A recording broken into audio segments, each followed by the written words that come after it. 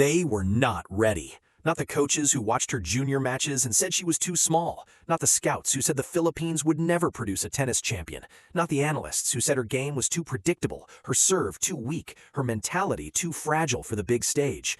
Not the fans who wrote her off after the French Open loss. Not the commentators who said her Birmingham title was a fluke. Not the opponents who looked across the net and saw a 21-year-old from a country with no tennis history and thought, I have already won. They were not ready for what hit them. Because Alex Eala has done something that nobody in the tennis world expected. She has not just arrived, she has taken over. In the past month, she has won a WTA title, had a tournament renamed in her honor, received a personal invitation from billionaire Richard Branson, silenced critics on 2 continents, and dragged an entire nation of 115 million people along for the ride. The tennis world thought they knew what a rising star looked like. They thought they had seen it all. They were wrong. Today on TopSpin, we tell the story of how Alex Eala shocked everyone, why nobody was prepared for her rise, and what comes next for the Filipina phenomenon who is redefining what is possible in women's tennis. Subscribe to TopSpin for the deepest stories in tennis, the moments that shock the world, and the champions who come from nowhere. You don't just want a car, you want a sanctuary. Information. Introducing the all-new Atheris sedan. With whisper-quiet cabin technology and an interior designed around you, it's not just about getting to your destination, it's about arriving inspired. Atheris. Move beautifully. Let us go back to the beginning. Not to Birmingham, not to the French Open, further back, way back, to a 10-year-old girl in Manila who told her parents she wanted to play tennis professionally. Her parents, both successful professionals, did not say no, but they did not say yes immediately either. They asked her a question. Do you understand what this means? Do you understand the sacrifices? Do you understand that nobody from the Philippines has ever done this before? The 10-year-old Alex Eala looked at her parents and said, then I will be the first. That was the first warning sign, the first hint that something special was brewing, but nobody was watching, not yet. Fast forward to 2018, a 13-year-old Eala moves to Spain to train at the Rafa Nadal Academy. The academy has produced champions, but not from the Philippines, not from Southeast Asia. The coaches there saw potential, but they also saw limitations. She was small, she was not a natural athlete like the other girls. Her serve needed work, her backhand was inconsistent. The polite assessment was, she has a bright future if she works hard. The honest assessment, the one whispered among coaches, was, she might make it to the top 100 if everything goes right.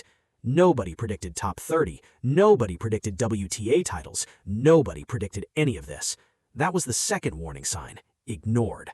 Then came the Junior Grand Slams. 2020, Eala wins the Australian Junior Doubles title. 2021, she wins the French Open Junior Doubles title and the US Open Junior Singles title. She becomes the first Filipino to win a Junior Grand Slam singles title. The tennis world took notice, but only briefly. Junior success does not always translate to the Pro Tour. For every junior champion who becomes a star, there are 10 who fade into obscurity. The assumption was that Eala would be one of the 10. The assumption was that she was too small, too weak, too whatever. The assumption was wrong.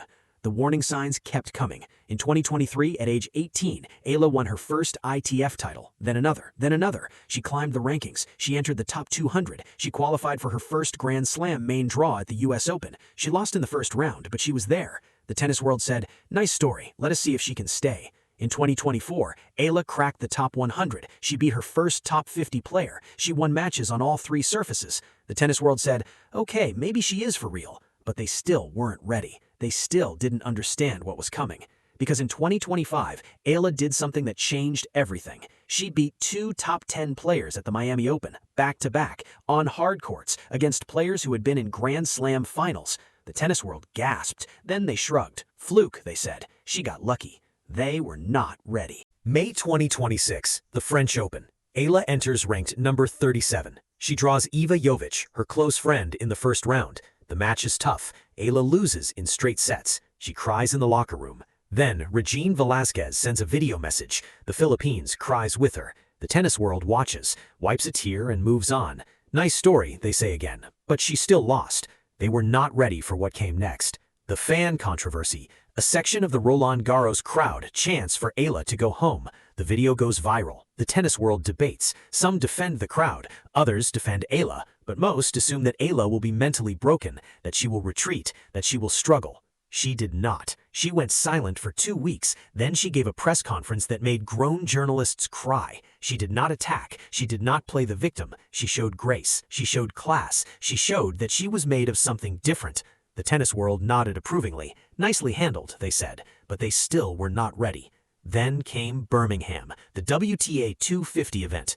Eala enters as the 7th seed. Nobody picks her to win. The betting odds have her at 12-1. She wins anyway. She beats Sakkari, she beats Stevens, she beats Navarro. She lifts the trophy, the first Filipina to win a WTA title. The tennis world applauds. Great run, they say, but it is just a 250. Let us see her do it at a bigger tournament. They were not ready for what happened next. The tournament naming announcement. The Birmingham Open renames itself after Alex Eala, an active player, a 21-year-old active player. The tennis world loses its collective mind. Unprecedented, they shout. Too soon, they cry. What about the legends, they complain. Eala does not respond. She just keeps winning. She beats Chakarayeva in a rematch. She beats Samsonova in the semifinals. She makes the final. The tennis world is now paying attention, but they are still not ready, because the final is against Katie Boulter, the British #1, in front of a hostile home crowd. The pressure is immense. The moment is huge. And Alex Eala? She wins. She wins in straight sets. She defends her title. She proves that Birmingham was not a fluke. The tennis world is stunned. So why was the tennis world so unprepared for Alex Eala? Why did the experts, the analysts, the former players, the journalists all miss what was right in front of them? The answer is uncomfortable, but it needs to be said. The tennis world has blind spots. Geographic blind spots, physical blind spots, cultural blind spots, and Alex Eala exposed all of them. First, the geographic blind spot. For decades, tennis has been dominated by Europe and North America. The United States, Russia, Spain, France, Germany, Serbia, Switzerland, Australia. These are the countries that produce champions. The Philippines? A country with no tennis courts in most provinces, no professional coaching infrastructure, no history of Grand Slam success? When the tennis world looks for talent, they do not look at the Philippines. They look at Florida and California. They look at Barcelona and Paris. They look at Moscow and Belgrade. They do not look at Manila. So when Eala started winning, the tennis world did not know what to do. She did not fit the pattern. She was not supposed to exist. So they ignored her. They explained her away. They made excuses until they could not anymore. Second, the physical blind spot. Tennis has a type: tall, athletic, powerful. Look at the top players. Iga Swiatek is 5'9". Aryna Sabalenka is 6'2". Elena Rybakina is 6'2". Coco Gauff is 5'9". Even the shorter players, like Ons Jabeur at 5'6", have explosive athleticism that compensates. Eala is 5'5". On paper, she is too short for modern tennis. She should not be able to serve big enough or cover the court well enough to compete with the giants of the game. But Eala has proven that height is not destiny.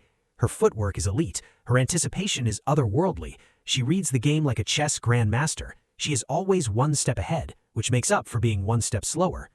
The tennis world was not ready for a champion who does not look like a champion. Third, the cultural blind spot. The tennis world values certain kinds of stories: the prodigy from a tennis family, the comeback from injury, the late bloomer who figured it out. But Eala's story is different. She is not from a tennis family. Her parents are lawyers and executives, not former players. She represents a nation that has never had a tennis hero. Her success is not just personal, it is national. And the tennis world does not know how to process that. They are used to individual stories. Eala's story is collective. It is about 115 million people. It is about diaspora. It is about representation. It is about hope. These are not the things that tennis analysts typically discuss, but they are the things that make Eala's rise so powerful, and they are the reasons why the tennis world was not ready. Let us name names, not to embarrass anyone, to make a point, because the critics who doubted Alex Eala were not bad people. They were just wrong, and now they have to reckon with that wrongness. There was the analyst who said, Eala is a good player, but she is not a great player. She beats the players she should beat and loses to the players who are better than her. That was before she beat Samsonova, world number 15, Stevens, former Grand Slam champion, and Sakkari, former world number 3. That analyst has since deleted that tweet. There was the commentator who said, the Philippines is overhyping her. She is not ready for prime time. That was before she won the Birmingham Classic, defended her title, and became the most famous athlete in her country. That commentator has not apologized, but he has stopped talking. There were the French fans who chanted for her to go home. They were wrong. She did not go home. She went to Birmingham and won trophies. She went to press conferences and showed grace. She went to the practice court and got better. The French fans, they are still in Paris, still chanting, still irrelevant. There were the haters on social media, the anonymous accounts that posted cruel comments, the trolls who mocked her height, her ranking, her country. They are still out there, but they have gone quiet because it is hard to mock a winner. It is hard to mock someone who has achieved what Eala has achieved. The haters, as the Filipino fans say, are on an indefinite break. They were not ready for Alex Eala, and they still are not. But here's the thing about critics. They don't matter. They have never mattered. What matters is what happens on the court, and on the court, Alex Eala has proven that she belongs, not just in the top 30, not just as a tournament namesake, as a contender, as someone who can beat anyone on any given day. The tennis world was not ready for that, but they are ready now, because Alex Eala has made them ready. Let us name names, not to embarrass anyone, to make a point, because the critics who doubted Alex Eala were not bad people, they were just wrong, and now they have to reckon with that wrongness. There was the analyst who said, Eala is a good player, but she is not a great player. She beats the players she should beat and loses to the players who are better than her. That was before she beat Samsonova, world number 15, Stevens, former Grand Slam champion, and Sakari, former world number 3. That analyst has since deleted that tweet. There was the commentator who said, the Philippines is overhyping her. She is not ready for prime time. That was before she won the Birmingham Classic, defended her title, and became the most famous athlete in her country. That commentator has not apologized, but he has stopped talking. There were the French fans who chanted for her to go home. They were wrong. She did not go home. She went to Birmingham and won trophies. She went to press conferences and showed grace. She went to the practice court and got better. The French fans, they are still in Paris, still chanting, still irrelevant. There were the haters on social media, the anonymous accounts that posted cruel comments, the trolls who mocked her height, her ranking, her country. They are still out there, but they have gone quiet because it is hard to mock a winner. It is hard to mock someone who has achieved what Eala has achieved. The haters, as the Filipino fans say, are on an indefinite break. They were not ready for Alex Eala, and they still are not. But here's the thing about critics. They don't matter. They have never mattered. What matters is what happens on the court, and on the court, Alex Eala has proven that she belongs, not just in the top 30, not just as a tournament namesake, as a contender, as someone who can beat anyone on any given day. The tennis world was not ready for that, but they are ready now, because Alex Eala has made them ready. So here we are. The tennis world has been shocked. The critics have been silenced. The fans have been converted. The Philippines has erupted. But what comes next? That is the question that nobody can answer, because Alex Eala has made a career out of defying expectations. Every time the world thinks they have figured her out, she does something unexpected. So predicting her future is a fool's errand, but we are going to try anyway. Wimbledon is next, the biggest stage in tennis. The grass at the All England Club is different from the grass at Birmingham. It is slicker, it is faster, it rewards big servers and aggressive net players. Eala is neither of those things. She is a counterpuncher, a retriever, a player who relies on anticipation and consistency. On paper, Wimbledon is her worst surface, but Eala has already proven that she does not care about what is on paper. She won the Birmingham Classic on grass. She beat power players on grass. She adapted her game to the surface. There is no reason she cannot do the same at Wimbledon. Her goal is simple: win her first match. She has never done that at Wimbledon, but she has never done a lot of things, and then she did them.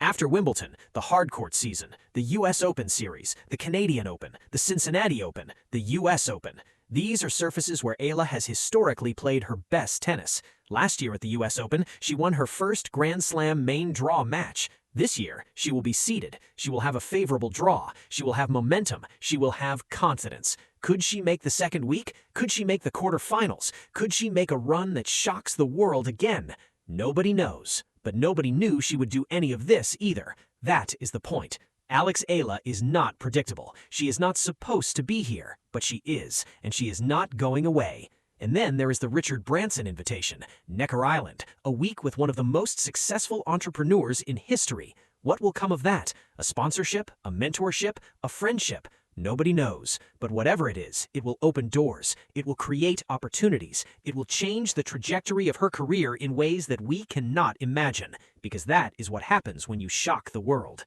The world pays attention, and when the world pays attention, things happen.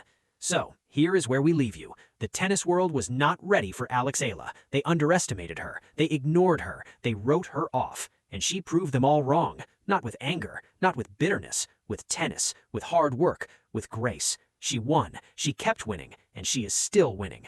The future is uncertain. The challenges are many. The doubts will return. But one thing is clear. Alex Eala is here. She is real, and she is just getting started. The tennis world was not ready for her, but they will be, because she is not going to stop until they are. Subscribe to TopSpin for the deepest stories in tennis, the moments that shock the world, and the champions who come from nowhere. Join the community that never misses a beat.